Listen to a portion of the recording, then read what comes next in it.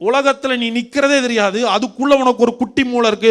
அந்த மூளை ஒரு பிள்ளைக்கு இவ்வளவு யோசிக்கும்னா, ஆச்சரியமாய் உண்டாக்கினவர், அதிசயமாய் உன்னை சிருஷ்டித்தவர் உனக்காக செய்யாம போயிருவாரா? He is thinking about you.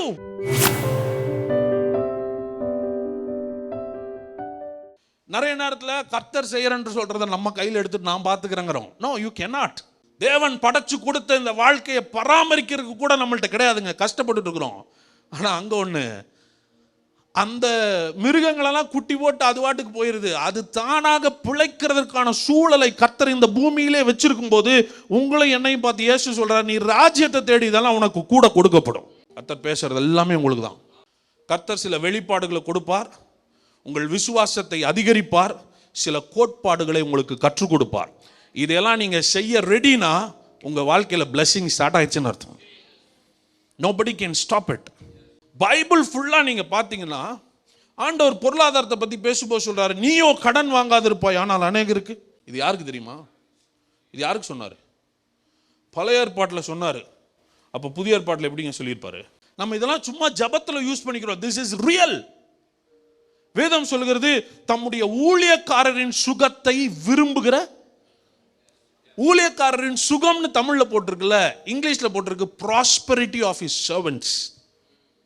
ஊழியக்காரரின் செழிப்பை கர்த்தர் விரும்புகிறாராம். நீங்க விரும்புறீங்களோ இல்லையா? கர்த்தர் விரும்புறாரு. தேவனை பார்க்கிற விதம் மாறட்டும். சில வசனங்களை உங்களுக்கு தெரிஞ்ச வசனத்தை திருப்பி உங்களுக்கே இப்ப காட்டுறேன். பார்க்க பார்க்க உங்களுக்குள்ள அட ஆமா இல்ல அப்படின்னு யோசிச்சிட்டீங்கனாலே வெளிப்பாடு வந்துருச்சுன்னு அர்த்தம்.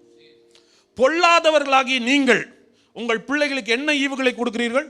நம்ம இன்னைக்கு என்ன சொல்லிட்டு இருக்கிறோம்னா, கர்த்தர் எனக்கு வறுமை கொடுத்து ஏதோ கத்து கொடுக்குறாருன்னு இருக்கிறோம். நல்ல ஈவுகளை கொடுக்க அறிந்திருக்கும் போது, I know what to give to my children, என் பிள்ளைகளுக்கு என்ன கொடுக்கணும்னு எனக்கு தெரியுது. பெற்றோர்களை பார்த்து நான் கேட்கிறேன், உங்களுக்கு குழந்தை பிறந்த நாள்ல இருந்து இன்னைக்கு வரைக்கும் குழந்தைக்காக நீங்க என்னெல்லாம் ஆயத்தமா இருக்கிறீங்க? இல்ல, அந்த குழந்தைய வீட்டுக்கு கொண்டு வரதுக்கு முன்னாடி பெட் செஞ்சீங்களா இல்லையா? தொட்டில் செஞ்சீங்களா இல்லையா?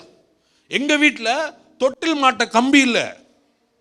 எங்க ஃபர்ஸ்ட் குழந்தைய கூட்டிட்டு வரும்போது நடுவில் ஃபேனுக்கு மாத்திரம் தான் கம்பி இருந்துச்சு. இன்னும் குழந்தை வீட்டுக்கு வரல. ஆனா நாங்க யோசிக்கிறோம், குழந்தைய வந்தா எங்க நம்ம தொட்டில போடுறது?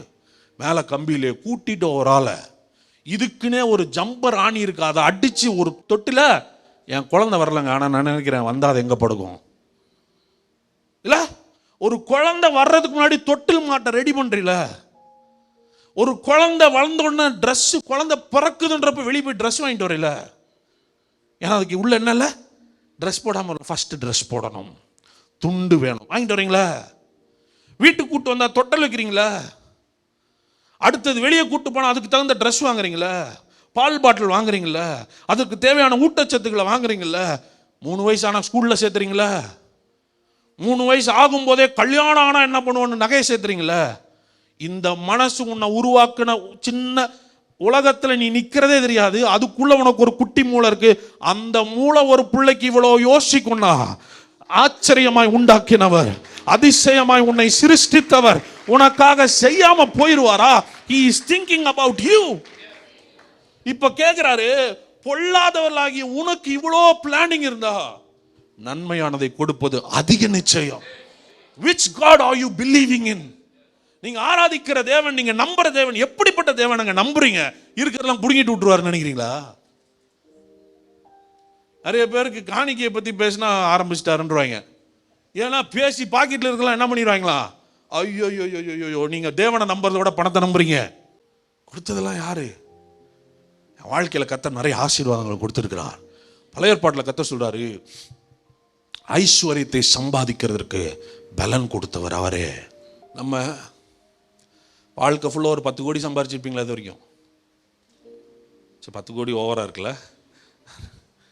நீங்கள் சம்பாதிக்க ஆரம்பிச்சதுலேருந்து இது வரைக்கும் ஒரு 1 கோடி 2 கோடி சம்பாதிச்சிருப்பீங்களா? நான் சொல்லட்டுமா, உங்கள் சரீரத்தில் இருக்கிற அவயவத்தினுடைய ரேட் என்ன தெரியுமா? ஒரு யூனிட் பிளட் வாங்க எத்தனை ஆயிரம் கொடுக்கணும் தெரியுமா? ஒரு கிட்னி டிரான்ஸ்பிளான்டேஷனுக்கு எத்தனை லட்சம் கொடுக்கணும் தெரியுமா? All these are given by God. ஆனால் நான் வாங்குற 10,000 ரூபாயில் 1000 ரூபா தசமாக கொடுக்க கணக்கு பார்த்துட்டு இருக்கேன். கர்த்தர் கணக்கு பார்க்க ஆரம்பிச்சாருன்னா உட்காரவே முடியாது நம்மளால். இந்த தேவன்கிட்ட தான் நம்ம விளையாண்டுருக்கிறோம். நம்மளுடைய மைண்ட் செட் அண்ட் கால்குலேஷன் ரொம்ப லோவாக இருக்குது.